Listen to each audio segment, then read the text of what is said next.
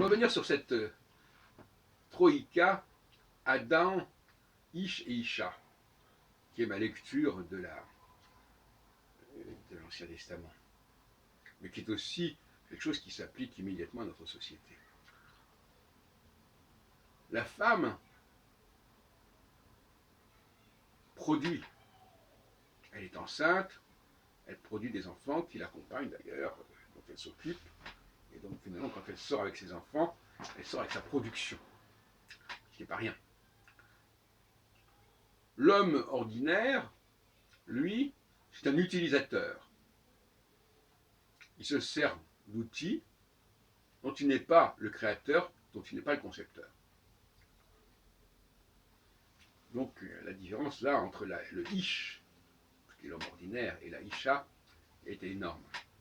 En revanche, Adam, le fils d'Adam, on traduit à tort par le fils de l'homme, parce qu'Adam, c'est pas simplement l'homme ordinaire, c'est autre chose.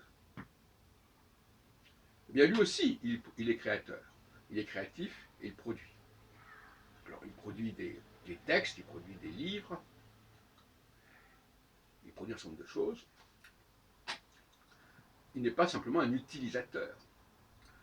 Ce sont ceux qui utilisent ce qu'il produit qui sont des utilisateurs. Donc il y a une hiérarchie entre Adam et Ish. Ish est au service d'Adam, dépend d'Adam. Quand je dis Adam, c'est Adam et sa filière et sa filiation. Tous les grands génies, par exemple, sont pour moi c'est l'humanité adamique. Tous les esclaves, c'est l'humanité ishique ou énoshique. Donc, finalement, on a là cette stratification à 3 niveaux, que je ne chercherai pas à rapprocher de la trifonctionnalité de Dumézil ou du système des castes indiens, ce n'est pas mon esprit dans l'immédiat, mais il y a là une trifonctionnalité qui évoque bien cette idée d'une humanité ternaire. Et c'est ça qui est important, voyez-vous. C'est intéressant de retrouver dans les traditions la trace de certaines choses qui sont également évoquées dans la Bible, mais on ne peut pas se contenter de ce qui est évoqué dans la Bible.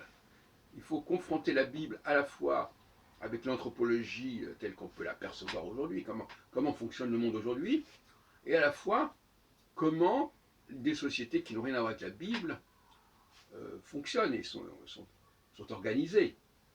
Et dans les trois cas,